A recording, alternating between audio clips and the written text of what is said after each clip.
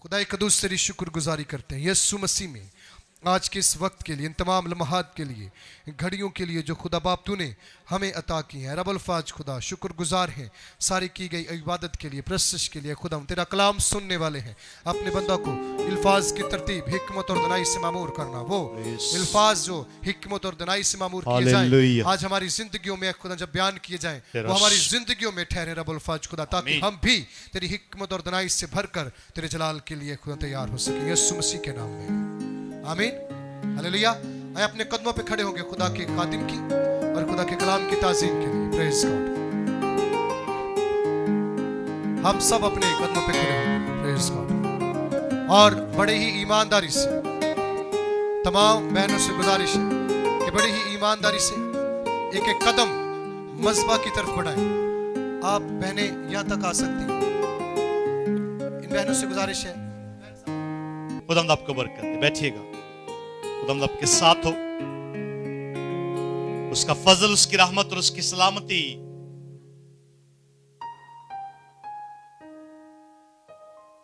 आप सबों की जिंदगी में ठहरे।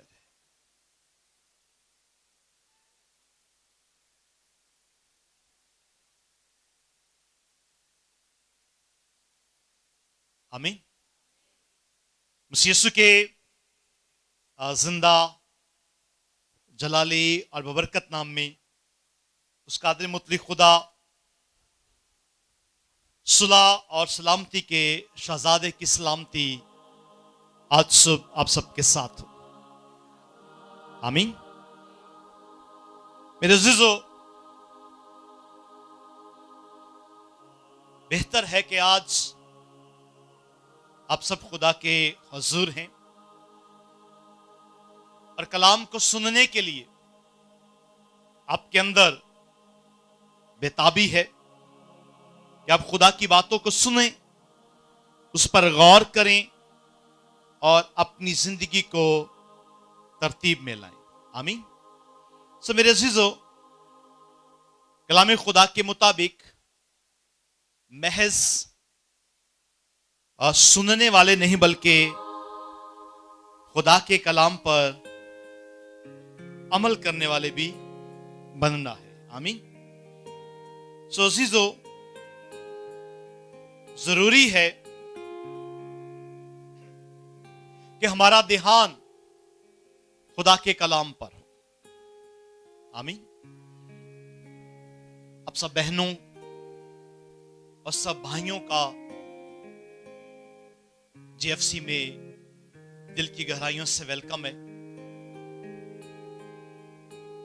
और जेएफसी स्टैंड फॉर है जीसस फेलोशिप चर्च, यानी हमारा फोकस जो है वो फेलोशिप पर है।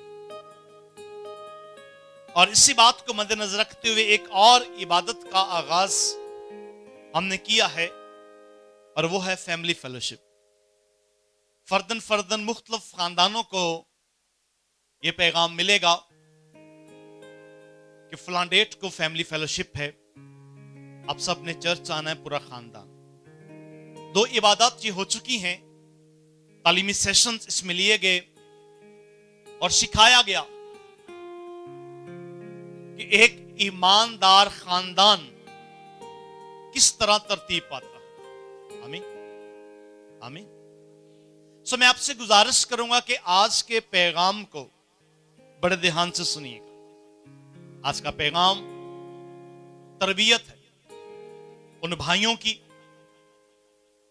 जो बाप का दर्जा रखते हैं और शौहर भी हैं, उन बहनों की जो मां का दर्जा रखती हैं और बीवी भी हैं।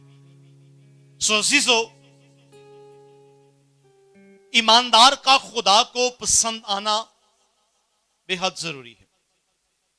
आमीन। आप तरह ब तरह से ईमानदार होने के लिए प्रैक्टिस करते हैं, प्रैक्टिस में आप रोजा रखते हैं, आप अच्छा हदिया खुदा के हुजूर गुजरानते हैं, आप घंटों घंटे इबादत में बैठ जाते हैं, आप तरह बतरह से तपस्या करते हैं कि हम खुदा के नजदीक हो जाएं, खुदा के करीब हो जाएं। उसमें रोजा जुज है, इबादत ये भी एक जुज है। लेकिन मेरे अजीजों, ये सब कुछ करने के बाद भी अगर खुदा आपसे कहे कि मेरे पास से चले जाओ, मैं तुमको नहीं जानता, तो फिर क्या होगा? अजीजों, खुदा की नजर में आने के लिए या खुदा आपको जाने, उसके लिए जरूरी है कि आप तरतीब में रहें। आमीन। आपका रवैया, आपकी सोच, आपके ख्यालात, आपकी बातें, ये सब कुछ खुदा की मर्जी के मुताबिक हो। आमीन, आमीन। सो मेरे अजीजों, मरकजी आयत पर जाते हैं। इब्रानियों 11वां बाब और उसकी 6वीं आयत लिखा है, मेरे साथ निकालिएगा। इब्रानियों 11वां बाब और उसकी 6वीं आया मुबारका लिखा है, निकाल लीजिएगा। हमारी मरकजी और सालाना आयत है, और बगैर ईमान के उसको पसंद आना नामुमकिन है, इसलिए कि खुदा के पास आने वाले को ईमान लाना चाहिए कि वो मौजूद है और अपने तालबों को बदला देता है। आमीन। ये ईमान खुदा मुझसे और आपसे चाहता है कि आपका ईमान हो कि खुदा मौजूद है। आमीन। और आपका ईमान हो कि खुदा उन सबको जो उसके पास आते हैं, जिसके जो गुजारिश करते हैं, जो किसी भी बात की तमन्ना रखते हैं, खुदा उनको बदला जरूर देगा। आमीन। सो मेरे अजीजों, ऐसा ईमानदार खुदा को पसंद है। और ऐसा ईमानदार कैसे तरतीब पाएगा? ऐसा ईमानदार कैसे बनेगा? सबसे पहले हम जब कलाम खुदा पर गौर करते हैं तो मेरे साथ देखिएगा, याकूब का खत और उसका 2 बाब और उसकी 20वीं आयत। ये बात वाजिया, हर दफा मैं ये बात वाजिया करता हूं कि खुदा का कलाम बार बार हमें ये बताता है। 2 बाब की 20वीं आयत में वाजिया तौर पर लिखा है, मेरे साथ देखिएगा। 2 बाब की 20वीं आयत लिखा है, मगर ए नकम्मे आदमी,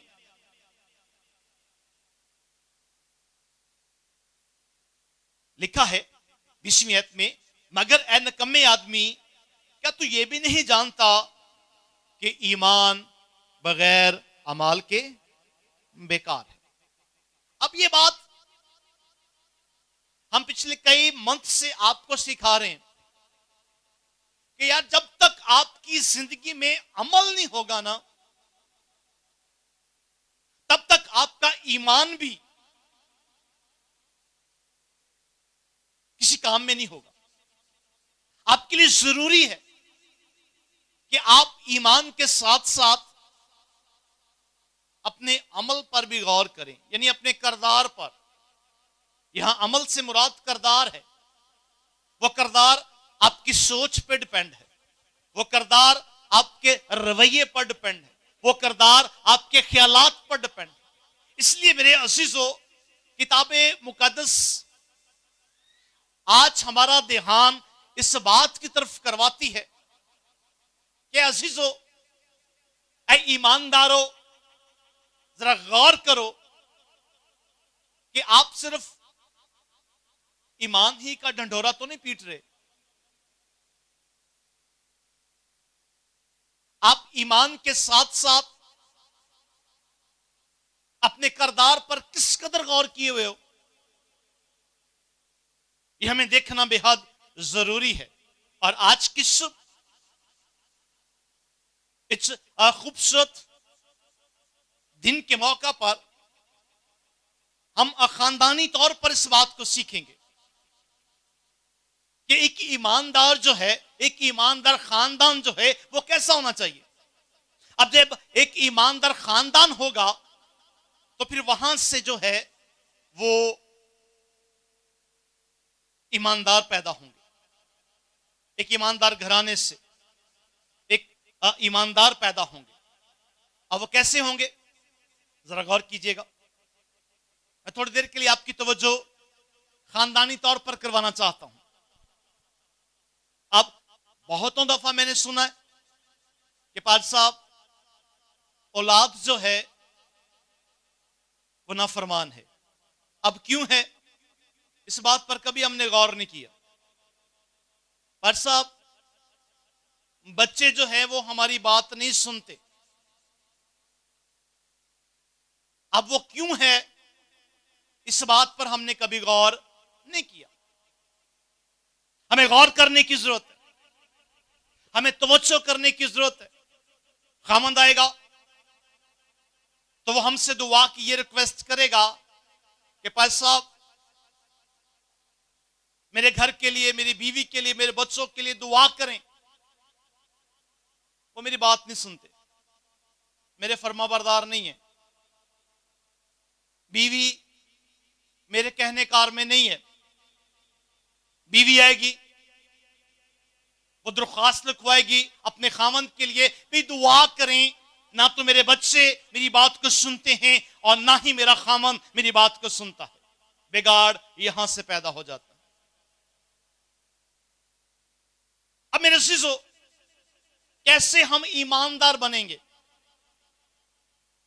सबसे पहले जरूरी है कि मैं इस बात पर गौर करना, क्योंकि खुदा का बंदा मुकद्दस याकूब कहता है, सुने, मुकद्दस याकूब कहता है कि मगर ए नकम्मे आदमी, क्या तू इस बात से वाकिफ नहीं है? क्या तू इस बात को नहीं जानता कि तेरा जो ईमान है वो बगैर अमाल के बेकार है? इस पर गौर कर। अब मां बाप कहते हैं, भाई हम तो बड़ी दुआ कर रहे हैं, लेकिन बिगाड़ कहां है? ये तू मैं और बेतुका तकरार जो घर में सुबह ब्रेकफास्ट टेबल से शुरू होता है और शाम के डिनर तक जाता है, आखिरी रोटी और खाना खाने के बाद सोने तक मियां बीवी का तकरार जाता है। लड़ाई झगड़ा, बेतुकी, तू मैं, सारा दिन ये पूरे घर में ये बातें चलती रहती हैं। और फिर आपके जो बच्चे जो खुदा ने आपको दिए हैं, वो बेटा है, बेटी है, वो आपको सारा दिन देख रहे हैं कि आप क्या कर रहे हो। फिर जब वो बड़े हो जाते हैं, अपनी मर्जी के मालिक हो जाते हैं, फिर वो आपकी नहीं सुनते। अज़ीज़ों, खानदानी तौर पर हमें इस बात पर गौर करने की जरूरत है। अगर तो आपके बच्चे बड़े हो चुके हैं तो फिर आप मियां बीवी को आपस में बैठकर इत्तेहाद करने की जरूरत है। अगर आपके बच्चे छोटे हैं तो भी आपको, जो आप मियां बीवी हैं, आप दोनों को बैठकर इस बात पर सोचने की जरूरत है कि कहीं ऐसा ना हो कि जब ये बच्चे बड़े हो जाएं तो फिर ये हमारी बात भी ना सुने। वजह क्या? वजह यही है कि आप जो मियां बीवी हैं, आप दोनों ईमानदार नहीं हैं। और आपका अगर ईमानदार हैं, अगर आप चर्च गोइंग हैं, अगर आप दुआ करने वाले हैं, अगर आप इबादत करने वाले हैं, तो फिर आपके अमाल तगड़े नहीं है, वो कमजोर है। किरदार तगड़ा नहीं है, वो कमजोर है। और जब किरदार तगड़ा नहीं होगा, किरदार कमजोर होगा, तो फिर आप सिर्फ ईमानदार ही हैं, अमल के बिना वाले ईमानदार। अज़ीज़ों, खुदा के कलाम को सुनते हो तो इस पर अमल भी करो। आमीन। अगर आप सुनते हो तो इस बात पर अमल करो। आज जो बात मैं आपके सामने रखना चाहता हूं, जो बात मैं आपको सिखाना चाहता हूं, कि अगर आप चाहते हैं कि आपका खानदान ईमानदार खानदान हो, आपका खानदान, आपके बच्चे और आप भी खुदा की पसंदीदा शख्सियत हो, तो फिर आपको खुदा के कलाम पर अमल करना होगा। आमीन। आपको गौर करना होगा कि खुदा का कलाम क्या सिखाता है, खुदा का कलाम हमें क्या बताता है। मैंने इस मज़मून को आज के दिन इसलिए रखा है कि आप बहुत सारे लोग आज आएंगे और हम इसको सीखने की कोशिश करेंगे। आप सीखें इसको। आप गौर करें इस बात पर कि आप किस राह पर चल रहे हैं। आप गौर करें इस बात पर कि आप सिर्फ ईमानदार ही हैं, और वो भी बगैर करदार के, यानी अमाल के बिना। ईमानदार जो है वो खुदा को हरगिज हरगिज पसंद ना होगा। आमीन। जोश नाल जी आमीन। सो मेरे अजीजों, इसलिए तो खुदा का बंदा मुकद्दस याकूब कहता है, मगर ए नकम्मे आदमी गौर कर, ए मेरी बहन गौर कर, कि सिर्फ अकेली दुआ करने से, रोजा रखने से, हदियाजात गुजराने से काम नहीं बनेगा। उसके साथ साथ आपको अपने अमाल को भी तगड़ा करना पड़ेगा, अपने रवैये को भी दुरुस्त करना पड़ेगा, अपनी सोच को भी दुरुस्त करना पड़ेगा। ऐ मेरे भाई, जरा गौर कर, अपने रवैये पर, अपनी सोच पर, अपने ख्याल पर जरा गौर कर। ये जो भेजा खानदान में लड़ाई झगड़ा है, ये आपके बच्चों को गैर ईमानदार बना रहा है, आपके बच्चों को ये बेतरतीब बना रहा है। आपने गौर करना है इस बात पर।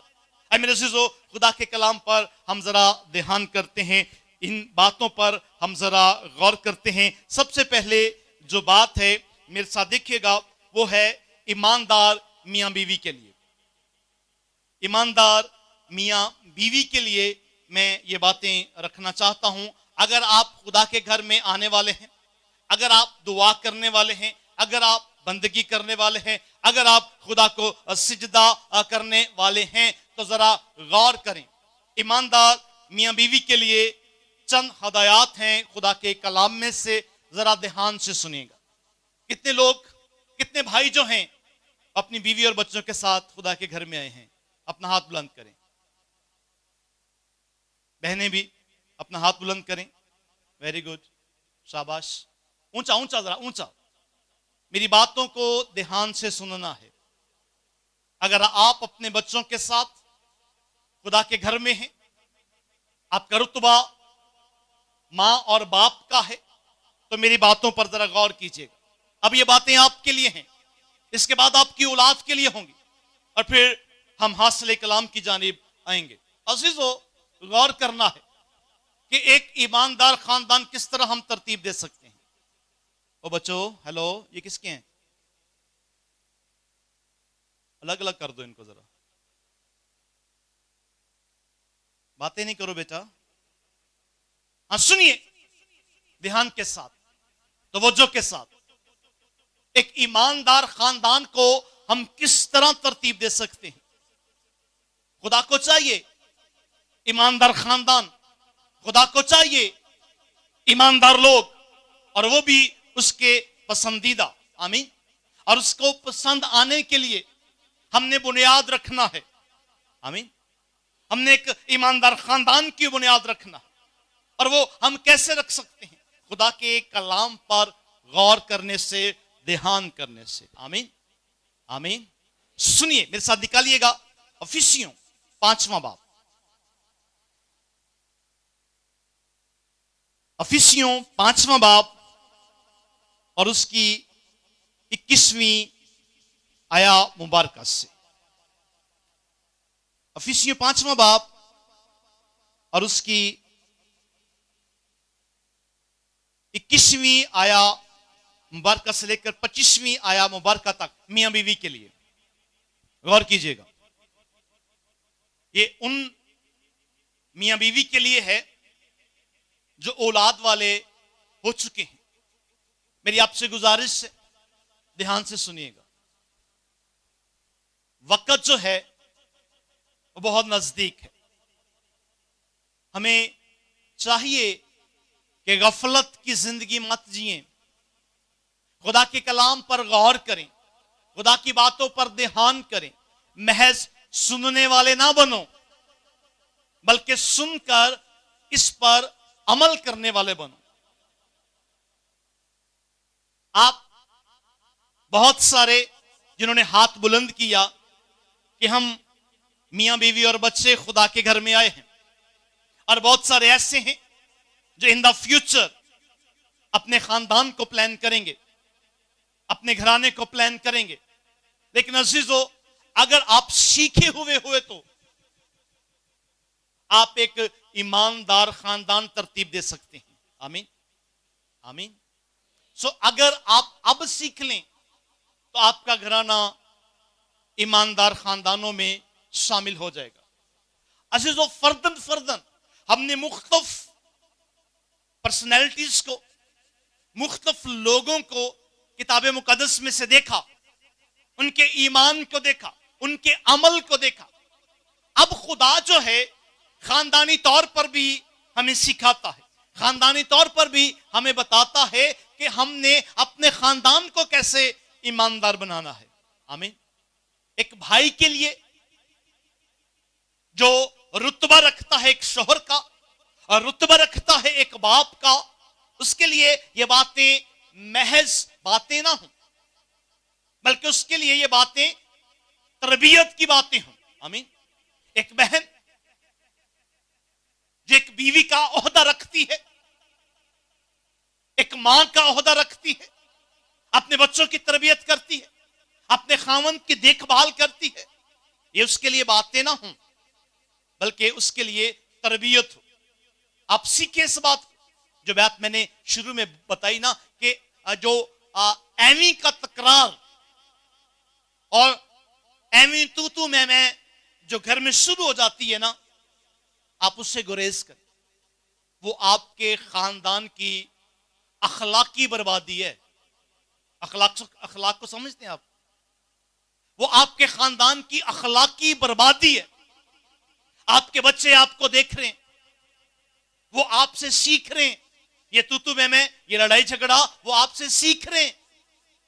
और फिर जब वो बड़े हो जाते हैं तो फिर आप दुआएं करवाते हो कि मेरे बच्चों के लिए दुआ करें, मेरे खामंद के लिए दुआ करें। खामंद आ जाता है, मेरे बच्चों के लिए दुआ करें, मेरी बीवी के लिए दुआ करें।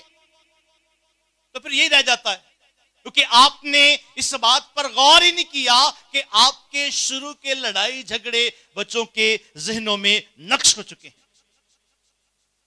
आपके बच्चों ने इन बातों को फॉलो कर लिया, उन्होंने ये बात तरबियत में सीख ली है कि लड़ना झगड़ना जो है वो बुनियादी जरूरत है। नहीं, ऐसा नहीं। सो मेरे अजीजों, देखते हैं खुदा के कलाम में से ईमानदार मियां और बीवी के लिए ये चंद बातें हैं, जरा गौर कीजिएगा।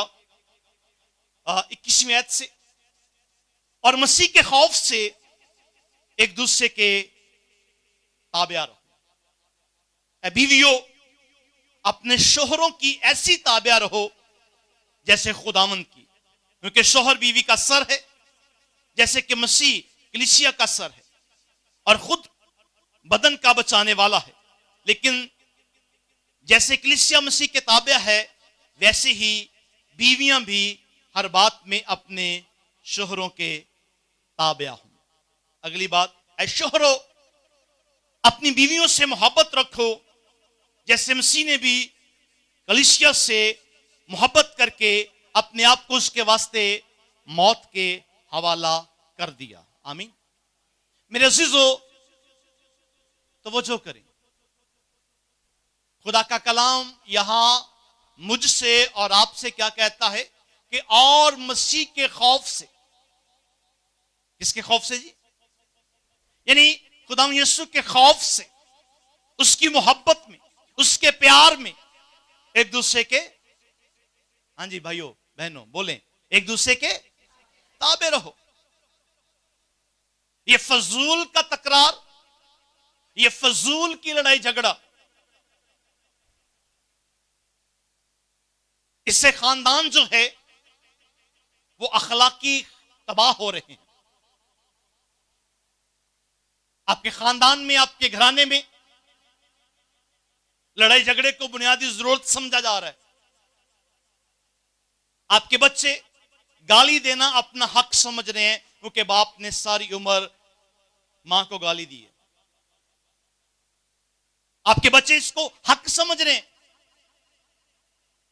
आपकी औलाद इसको बुनियादी जरूरत समझ रहे हैं कि गाली देना, ऊंची आवाज में बोलना और बदतमीजी करना एक मर्द का हक है। और इन्हीं बातों को मद्देनजर रखते हुए इस पैगाम को, इस बात को जरूरत समझा गया है कि हम आपको सिखाएं कि आपकी ये बातें जो हैं वो खुदा के कलाम के मुताबिक मनफी हैं। ये रोज रोज कल लड़ाई झगड़ा, ये एमी का तू मैं, ये आपके बच्चों का अखलाकी कत्ल हो रहा है। और जरा गौर करें खुदा का कलाम क्या कहता है हमें कि मसीह के खौफ से एक दूसरे के ताबिया रहो। और बड़ी खूबसूरत बात लिखी गई क्या, बीवियों अपने शोहरों की ऐसी ताबिया रहो जैसे कि खुदावंद की। भी हम खुदा के तो ताबिया हैं, हम दुआ में झुकते हैं, खुदा के ताबिया हैं, बहनों के लिए यह बात है, लेकिन खामंद के नहीं है। हम खामंद को उन लफ्जों से याद करेंगे। जरा गौर करें अपनी लैंग्वेज पर, मेरी बातों का बुरा ना महसूस कीजिएगा, और ना कि अगले इतवार पे ना चर्च ही ना हो कि पादरी साहब बहुत खिंच देने, नहीं, ये जरूरत है, ये आपकी जरूरत है। कड़वी दवाई हमेशा शिफा का सबब है। मेरे अल्फाज कड़वे जरूर हैं, लेकिन आपके खानदान की तरतीब के लिए हैं। आमीन। मैं समझता हूं इस बात को कि जरूरी है कि एक बीवी अपने शोहर की ऐसी इज्जत करे जैसे वो खुदा की करती है। आमीन। और एक शोहर के लिए भी जरूरी है कि वो अपनी बीवी की देखभाल ऐसे करे जैसे मसीह ने कलीसिया की। आमीन। जैसे मसीह ने कलीसिया की, और इस हद तक की कि उसने मौत, बल्कि सलीबी मौत कलीसिया के लिए कबूल की। आमीन। आमीन। तो खुदा का बंदा मुकद्दस पौलुस जो है, अफिसियों को खत लिखते हुए, बहनों को एड्रेस करते हुए, भाइयों को एड्रेस करते हुए, शोहरों को एड्रेस करते हुए, बीवियों को एड्रेस करते हुए ये मिसाल देते हैं कि बहनों अपने शोहर की ऐसी ताबिया हो जैसे आप खुदावंद की हैं, और शोहरों अपनी बीवियों से ऐसी मोहब्बत रखो जैसे मसीह ने कलीसिया से। आमीन। आमीन।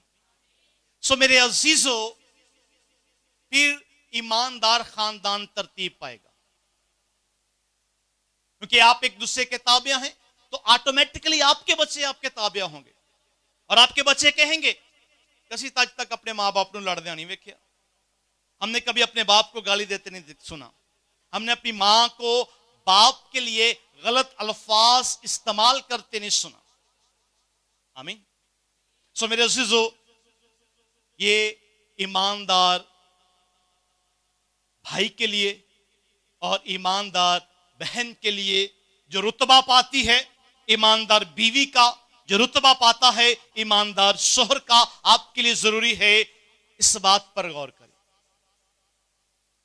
क्या शोहरों अपनी बीवियों से मोहब्बत रखो जैसे मसीह ने, आमीन, कलीसिया से मोहब्बत रखी, और उसकी मोहब्बत की इंतहा देखें कि उसने जान दी। आमीन। इसलिए मेरे अजीजों, एक खानदान को तरतीब देने के लिए जरूरी है कि जब आप चाहते हैं कि हम अपने घर में एक ऐसा ईमानदार पैदा करें जो आपका बेटा है, ऐसा ईमानदार पैदा करें जो आपकी बेटी है, तो जरूरी है पहले आपको ईमानदार होना होगा। आपको इस बात पर गौर करना होगा कि आप अपने बच्चों के सामने किस तरह के अल्फाज इस्तेमाल करते हो। भाई बीवी के लिए और बहन शोहर के लिए कैसे अल्फाज इस्तेमाल करती है, जरा गौर कीजिएगा। तभी तो खानदानों में अखलाकी फुकदान आ रहा है। मैंने पहले भी अर्ज किया कि बेटे और बेटियां लड़ाई झगड़े को बुनियादी जरूरत समझ रहे हैं कि जब तक लड़ेंगे नहीं जरूरत पूरी नहीं होगी, जब तक घर में झगड़ा नहीं रखेंगे तो मुझे कपड़े नहीं मिलेंगे, जब तक मैं ऊंचा बोलूंगा नहीं तो मुझे खाना नहीं मिलेगा। ये बुनियादी जरूरत समझा जा रहा है। ये अखलाकी कत्ल हो रहा है आपके खानदानों का, आपके घरानों का, क्योंकि मियां बीवी में ताबियादारी नहीं है, मियां बीवी एक दूसरे के ताबिया नहीं है, और मसीह के खौफ से एक दूसरे के ताबिया। और खुदा का बंदा मुकद्दस पतरस जो है वो इस बात को आगे बढ़ाता है। मेरे साथ देखिएगा, पहला पतरस और उसका 5वां बाब और तीसरा बाब, पहला पतरस और उसका 3रा बाब और उसकी पहली 7 आयत मैं आपके लिए पढ़ूंगा। पहला पतरस उसका 3रा बाब और पहली 7 आयत, जरा गौर कीजिएगा। मैं चाहता हूं कि आज का दिन आप जो भाई एक शोहर का रुतबा रखते हैं, एक बाप का रुतबा रखते हैं, सोचें जरूर। आप बहनें जो एक बीवी का रुतबा रखती हैं, एक बहन का एक मां का रुतबा रखती हैं, आप सोचें जरूर कि आप किस तरह अपने खानदान में अल्फाजों का चुनाव करते हो। आप किस तरह अपने घराने में ये बातें करते हो। बहुत दफा देखा गया है कि मां जो है वो बच्चों के सामने बाप की गैर मौजूदगी में उनके बाप के लिए ऐसे अल्फाजों का इंतखाब कर रही होती हैं कि बच्चे भी परेशान हो जाते हैं। मैं वो अल्फाज दोहराऊंगा नहीं, आप बेहतर जानते हैं। और बाप जो है बच्चों के सामने बच्चों ही की मां को गाली गलौज कर रहा होता है, वो मैं दोहराऊंगा नहीं, आप बेहतर जानते हैं। तो इस बात के लिए जरूरी है, ये बुनियादी बातें हैं मेरे अजीजों, ये बुनियादी चीजें हैं जिन पर हमें गौर करने की जरूरत है। आज चर्चिस में ऐसी तालीमात का फुकदान है, इसलिए खानदान जो हैं वो अखलाकी तौर पर,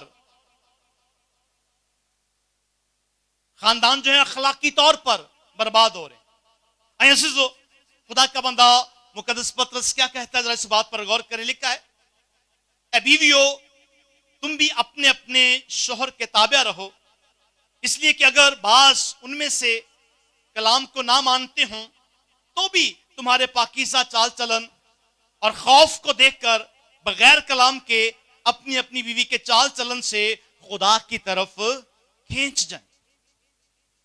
है ना? पैनों अक्सर एतराज होता है, पर साहब तुहाडा भरा चर्च नहीं आउंदा, और इस बात की भी लड़ाई होती है घर में। तो खुदा का बंदा मुकद्दस पतरस क्या कहता है कि बिना तकरार के, बिना लड़ाई के आप कोशिश करें, बहनें जो बीवी का रुतबा रखती हैं वो कोशिश करें कि उसके पाक चाल चलन से, उसका जो खुदा के लिए खौफ है, उस वजह से उसका खामंद भी खुदा की तरफ क्या करे जी, खींच जाए, खुदा की तरफ आ जाए। अजीजों, इस बात पर गौर करने की जरूरत है, और बहनों के लिए चंद हदायत है, उस पर गौर करेंगे। और तुम्हारा श्रृंगार जाहरी ना हो, और यानी सरगूंदना और सोने के जेवर और तरह तरह के कपड़े पहनना, बल्कि तुम्हारा बातनी और पशीदा इंसानियत हिलम और मजाज की गुर्बत की गैरफानी आराइश से आरास्ता रहे, उनके खुदा के नजदीक उसकी बड़ी कदर है। और अगले जमाना में भी खुदा पर उम्मीद रखने वाली मुकद्दस औरतें अपने आप को इस तरह संवारती और अपने अपने शोहर के ताबिया रहती। चुनाचा सारा अब्राहम के हुक्म में रहती और उसे खुदावंद कहती थी, तुम भी अगर नेकी करो और किसी डरावे से ना डरो तो उसकी बेटियां हुई। आमीन। अब यहां मिसाल दी गई है, और मिसाल किसकी दी गई है? ईमानदारों के बाप यानी इब्राहिम की बीवी सारा की मिसाल दी गई है कि वो सारी बातों को भी लेते हुए वो इब्राहिम के ताबिया थी, और इब्राहिम को क्या कहती थी? खुदावंद कहती थी। सो अगर तुम भी खुदा के कलाम से डरो, खुदा की कुर्बत में रहो, तो फिर सारा की बेटियां कहलाओगी। आमीन। ये बहनों के लिए है जो कमा कर रुतबा रखती हैं, एक बीवी का ओहदा रखती हैं, ये उनके लिए है। अब जरा गौर करें, मैं ये सारी बातें इसलिए आपसे कर रहा हूं कि खुदा के कलाम के मुताबिक आपने एक ईमानदार खानदान को तरतीब देना है। आपने जो बेटे और बेटियां खुदा ने आपको दी हैं, आपने उनको एक ईमानदार बनाना है और अमल वाला ईमानदार बनाना है। आमीन।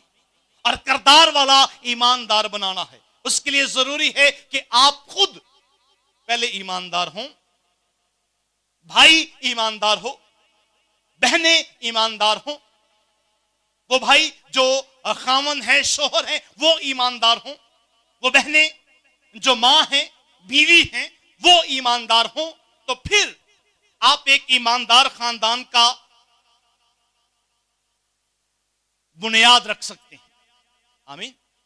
गौर कीजिएगा। आमीन। तवज्जो कीजिएगा मेरे अजीजों। फिर भाइयों के लिए, ऐ शोहरों, तुम भी अपनी बीवियों के साथ अक्लमंदी से बसर करो और औरत को नाजुक ज़र्फ जानकर उसकी इज्जत करो और यूं समझो कि हम दोनों जिंदगी की नेमत के वारिस हैं। और अगली बड़ी खतरनाक बात है, ताकि तुम्हारी दुआएं रुक ना जाएं। हां जी। अब यहां आके मैं जरा आप दोनों को, जो खामन है उनको भी, जो बीवी हैं उनको भी, मैं ये बात सिखाना चाहता हूं, खुदा का कलाम सिखाना चाहता है और खुदा का रूह आपसे मुखातिब है भी करना क्या है। बीवियां अपने शोहरों के ताबे रहें। किसके खौफ से? खुदावन के खौफ से, मसीह के खौफ से। और खुदा का बंदा मुकद्दस पतरस भी ये कहता है कि जरा गौर करो, सारा भी इब्राहिम को खुदावन कहती थी। वो मुकद्दस औरतें भी अपने खामंद के ताबिया थी। आप क्यों नहीं? और फिर बड़ी खूबसूरत बात करता है, इस बात का तकरार ना करें कि आपका खामंद ईमानदार नहीं है, वो दुआ नहीं करता, वो इबादत नहीं करता, वो खुदा के घर नहीं आता। बल्कि खुदा का खादिम कहता है, खुदा का ममस्सू कहता है कि अपना किरदार तगड़ा रख, तेरा खामंद भी खींच आएगा। आमीन। तो इस बात पर गौर करना कि हम किस तरह खुदा के साथ चलते हैं। आपने एक ईमानदार घराना प्रोड्यूस करना है, आपने एक ईमानदार घराने की बुनियाद रखना है। अब ये घराना ईमानदार क्यों नहीं हो रहा? उसकी वजह ये फुकदान है। इस तालीम से हम दूर हैं, इन बातों से हम दूर हैं। शोहर जो है वो इस बात पर गौर नहीं कर रहा, बीवी जो है वो इस बात पर गौर नहीं कर रही कि हम कर क्या रहे हैं। आपका लड़ना झगड़ना, ये आपकी दुआएं रुक जाएंगी। मेरे अजीजों, इस बात पर गौर करें, कहीं ऐसा ना हो कि आपकी दुआएं रुक जाएं, घर की बहाली खत्म हो जाए, घर की खुशहाली खत्म हो जाए। आप एक टाइम खाना बनाएं, दूसरे टाइम आपको वेट हो ये कहां से आएगा। उसकी वजह यही है, बुनियाद यही है। और हमने कभी बुनियाद पर गौर नहीं किया। हम ईमानदार हैं बस बढ़िया दुआवां करने असी बस अब हम बहुत दुआएं करने वाले हैं। हम रोजा भी रखते हैं, हम हदिया भी गुजरानते हैं, हम दायकी भी देते हैं, हम तो सारी उन बातों को पूरा कर कार च तब्दीली नहीं आउन रही है ना सवाल आपका। पर सब तब्दीली नहीं हो, अब वो कैसे आएगी? क्योंकि मियां बीवी मुतफिक नहीं है। आमीन। ऐसा देखें एक हवाला हम जरा गौर करते हैं। मत्ती रसूल की मार्फत लिखा गया अंजीली बयान, उसका 18वां बाब। मत्ती रसूल की मार्फत लिखा गया अंजीली बयान और उसका 18वां बाब। 18वें बाब की 18वीं और 19वीं आयत। अब ये हो क्यों नहीं रहा? क्यों तब्दीली नहीं आ रही? उसकी वजह यह है, इस आयत पर जरा गौर कीजिएगा। मैं तुमसे सच कहता हूं कि जो कुछ तुम जमीन पर बांधोगे वो आसमान पर बंधेगा, और जो कुछ तुम जमीन पर खोलोगे वो आसमान पर खोलेगा। और अगली बात, फिर मैं तुमसे कहता हूं कि अगर तुम में से दो शख्स जमीन पर किसी बात के लिए जिसे वो चाहते हो इत्तेफाक करें तो मेरे बाप की तरफ से जो आसमान पर है उनके लिए हो जाएगा। अब ये दो शख्स कौन है? कौन है जी? ये बात है। ये दो शख्स, जो कुछ जमीन पर बांधोगे वो आसमान पर बन जाएगा। अब लड़ते रहें, झगड़ा करते रहें, बहाल ही नहीं आएगी, क्योंकि आसमान पर आपकी लड़ाई झगड़ा रिकॉर्ड हो चुकी है। आप जमीन पर जो कुछ करोगे वो आसमान पर से खुदा देख रहा है, और फिर आप मुतफिक नहीं है, खानदान कैसे तरतीब पाएगा? खुदा का कलाम मेरे अज़ीज़ों हमें यह सिखाता है, ईमानदार बनने के लिए, ईमानदार खानदान तरतीब देने के लिए ज़रूरी है कि ऐ शोहरों अपनी बीवियों से मोहब्बत रखो, और ऐ बीवियों मसीह के खौफ से अपने शोहर के ताबे रहो। कहीं ऐसा ना हो कि लड़ाई झगड़े की वजह से, तुम्हारी बेतरतीबी की वजह से, तुम्हारी तू मैं तकरार की वजह से दुआएं रुक ना जाएं। खुदा का मदा मुकद्दस पतरस कहता है दुआएं रुक जाएंगी, और खौफ करो और ध्यान करो और यकीन करो, खुदा के कलाम पर अमल करो कि ऐसा ना हो कि दुआएं रुक जाएं। फिर दर बदर घूमोगे, कभी किसी पादरी के पास, कभी किसी पादरी के पास। खुदा नहीं सुनेगा, क्योंकि आप खुद तरतीब में नहीं हो। खुदा नहीं सुनेगा, तरतीब में खुद आए, खुदा आपकी सुनेगा। दो शख्स जमीन पर किसी एक बात के लिए मुत्फिक हो जाएं, मेरे बाप की तरफ से, खुदा यीशु कहता है कि मेरे बाप की तरफ से जो आसमान पर है उनके वास्ते हो जाएगी उनके वास्ते। अगर आपके घर में बदहाली है तो अपने खामंद के साथ मुत्फिक हो, खामंद अपनी बीवी के साथ मुत्फिक हो। अगर आपके घर में बेतरतीबी है तो मुत्फिक हो, तो फिर आपका घराना खुदा का पसंदीदा घराना होगा। आमीन। फिर आप खुदा के पसंदीदा ईमानदार होगे, क्योंकि फिर अमल के साथ ईमान काम करेगा, करदार के साथ ईमान काम करेगा। आमीन आमीन। तो गुरेज करें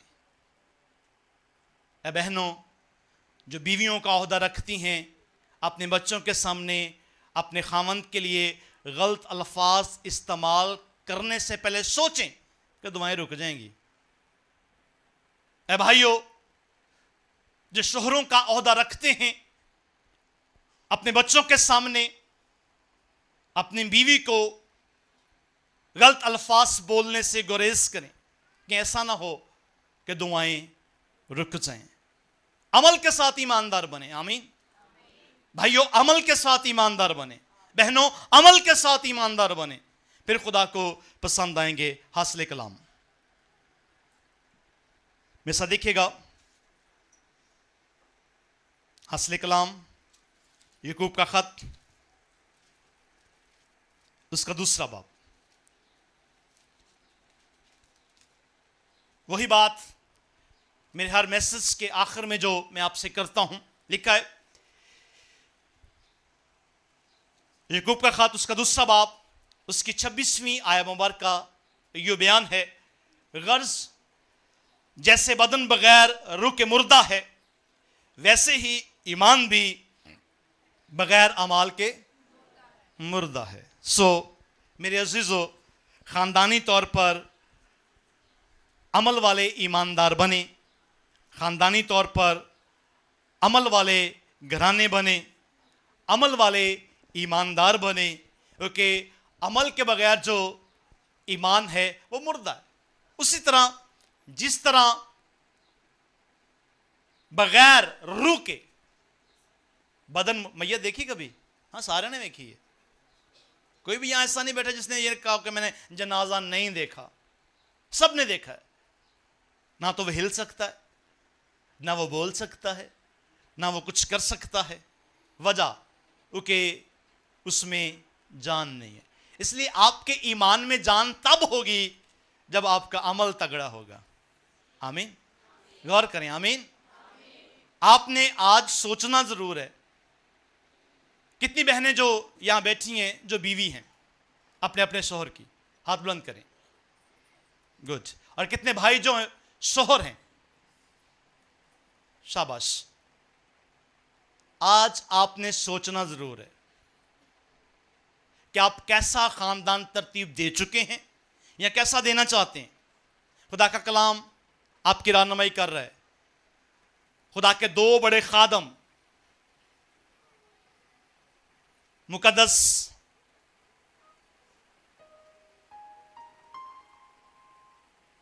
जी बहनों क्या हुआ?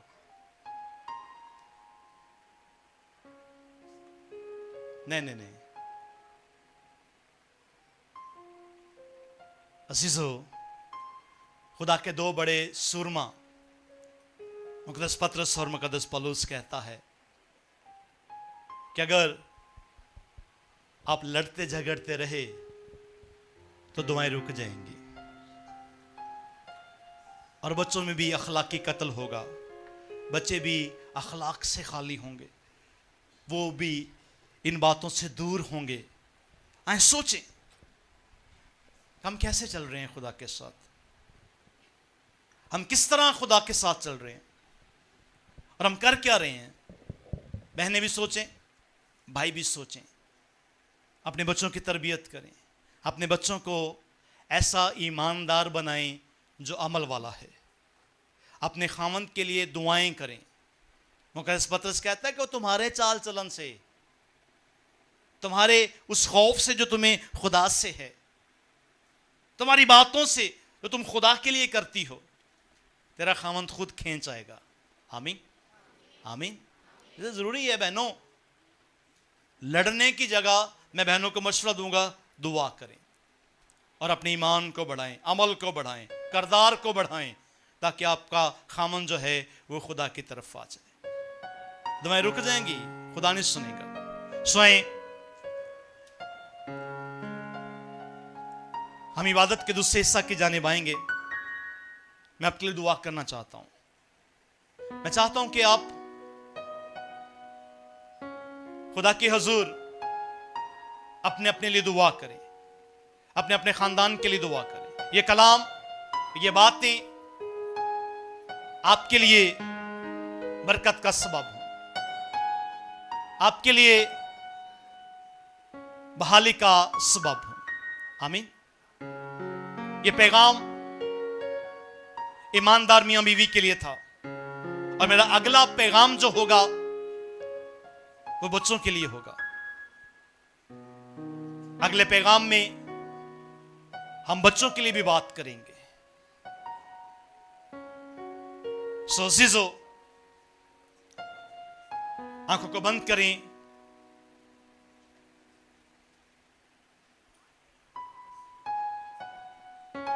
सरों को झुकाएं।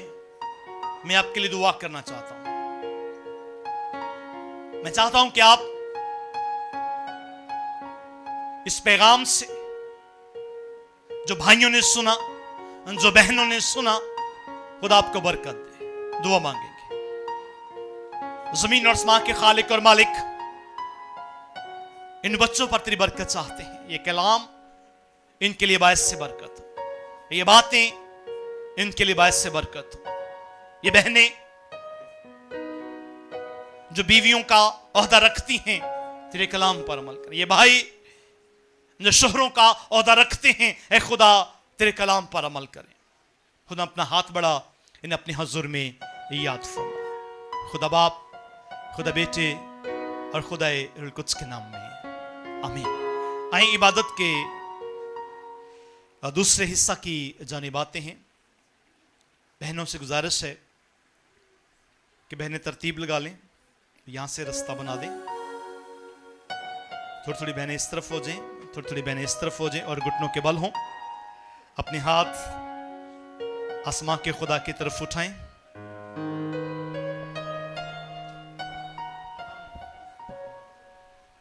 इबादत के दूसरे हिस्सा की जानिब आते हैं। आज लाइट ने परेशान किया, लेकिन तो भी खुदा का शुक्र अदा करते हैं। जनरेटर होने की वजह से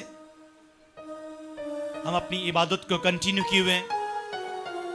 मेरे अज़ीज़ों, घुटनों के बल होंगे और हम दुआ में लग जाएंगे। हम दुआ करेंगे, बहनें भाई सब दुआ करें। खुदा उनका मेज लगने वाला है, उस मेज पर से हम बरकत पाएं, बख्शिश पाएं, बहाली पाएं। दुआ करेंगे। खुदा यीशु, हम तेरी शुक्रगुजारी करते हैं इस मेज के लिए खुदावन, इस रोटी के लिए खुदा। ये रोटी रोटी ना रहे बल्कि तेरा बदन हो, और ये शीरा ना हो बल्कि तेरा लहू हो खुदावन, जो हमारे बदनों में सरायत करे और हम तेरी शुक्रगुजारी करें। खुदा बाप, खुदा बेटे और खुदा रूह कुद्स के नाम में आमीन। खुदा यीशु, जिस रात वो पकड़वाया गया,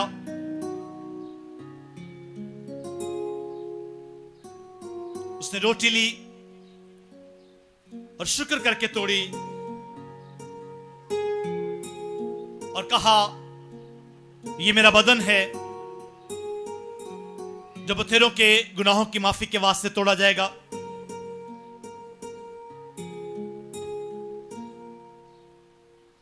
रोटी के बाद मैं का प्याला भी लिया और शुक्र करके अपने शागिर्दों को दिया और कहा, ये नए अहद में मेरा खून है जो बथेरों के गुनाहों की माफी के वास्ते बहाया जाएगा।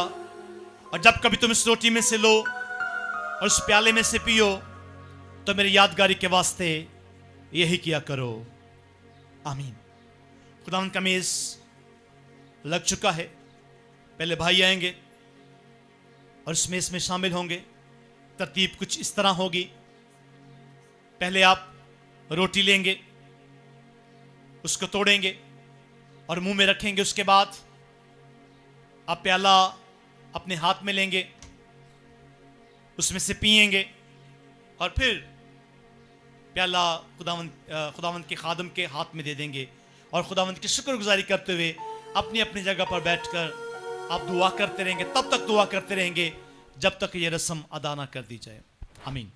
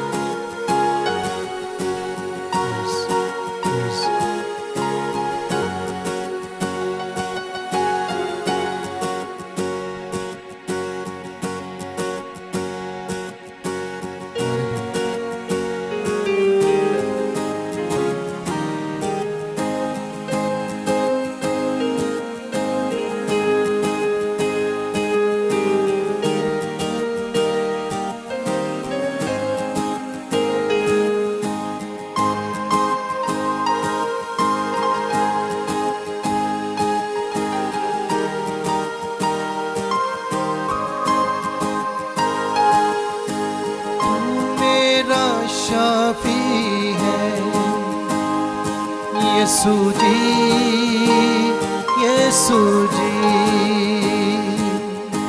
तेरा फजल काफी है।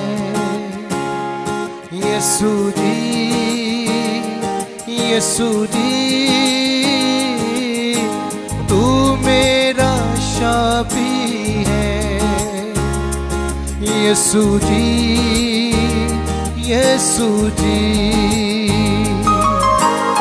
तेरा फजल काफी है।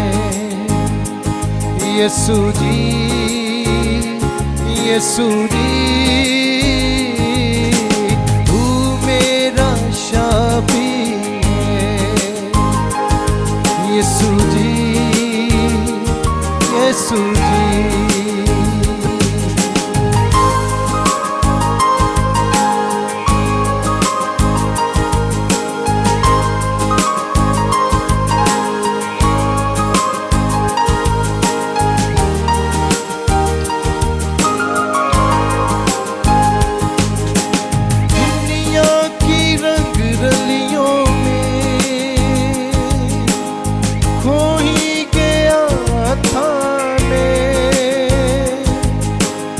मुशर्रफ बेटे की तरह सो ही गया था मैं। दुनिया की रंग रलियों में खो ही गया था मैं। मुशर्रफ बेटे की तरह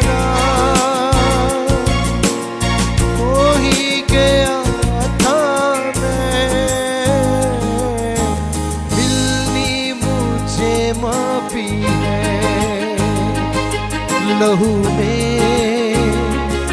यीशु जी मिलनी मुझे माफी है। यीशु जी यीशु जी मेरा फजल काफी है। यीशु जी यीशु जी शाफी है। यीशु जी यीशु जी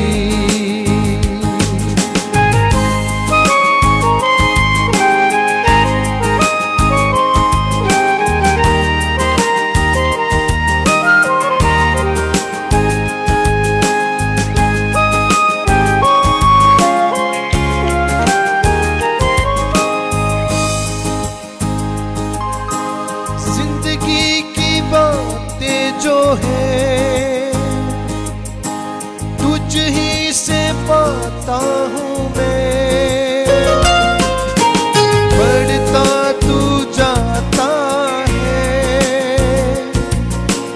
घटता ही जाता हूँ मैं। जिंदगी की बातें जो है तुझसे ही पाता हूँ जाता है घटता ही जाता हूँ मैं। मिलना बस काफी है हवा में यीशु जी मिलना बस बाकी है हवा में यीशु जी मेरा फजल काफी है। यीशु जी यीशु जी तू मेरा शाफी है। यीशु जी यीशु जी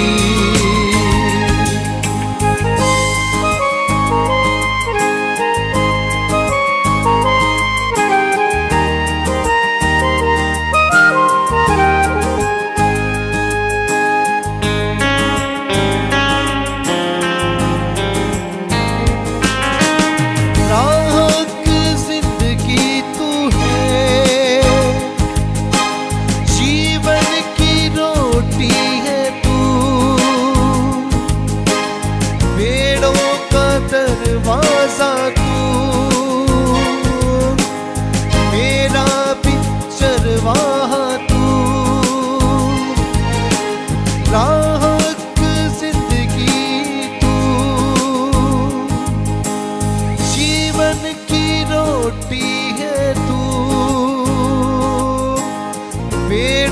का चरवाहा तू,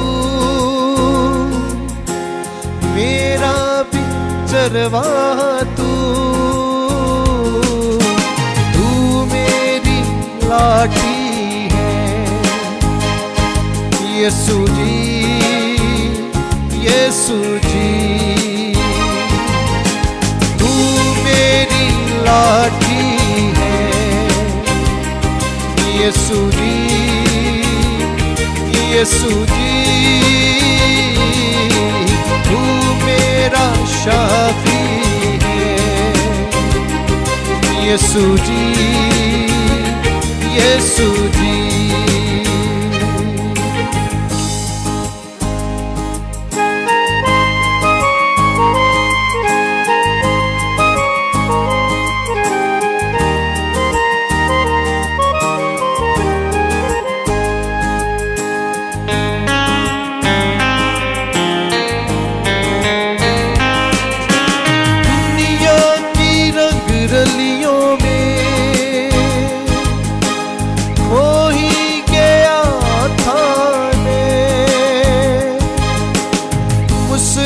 बेटे की तरह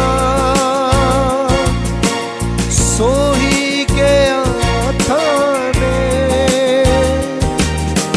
दुनिया की रंग रलियों में खो ही गया था मैं। मुशर्रफ बेटे की तरह सो ही गया था दिल्ली मुझे माफी है लहू ने यीशु जी।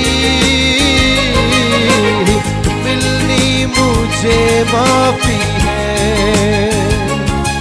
लहू ने यीशु जी। तेरा फजल काफी है यीशु जी, यीशु जी। तू मेरा शाफी है यीशु जी, यीशु जी। तेरा फजल काफी है यीशु जी, यीशु जी।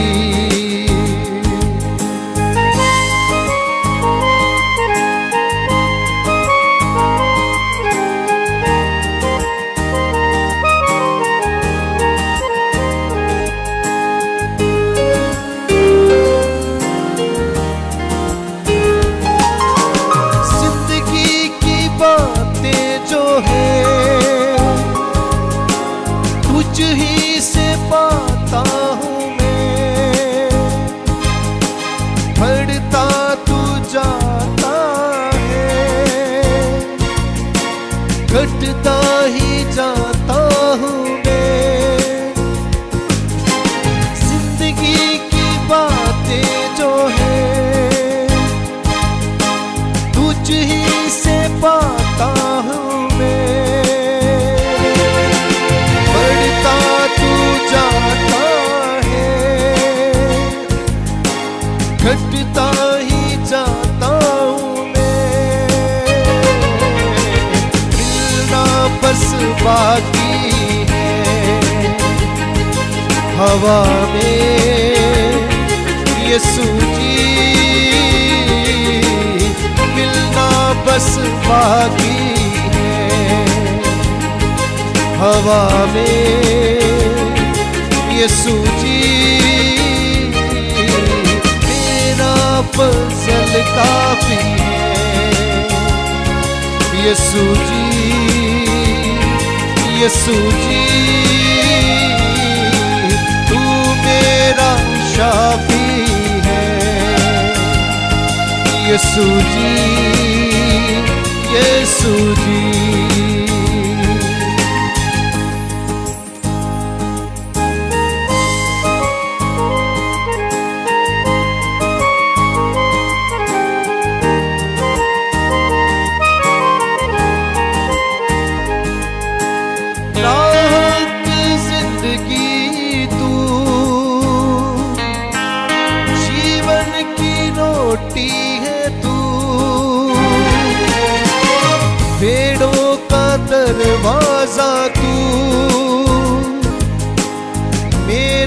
भी चरवाह तू, राहत जिंदगी तू, जीवन की रोटी है तू, पेड़ों का दरवाजा तू।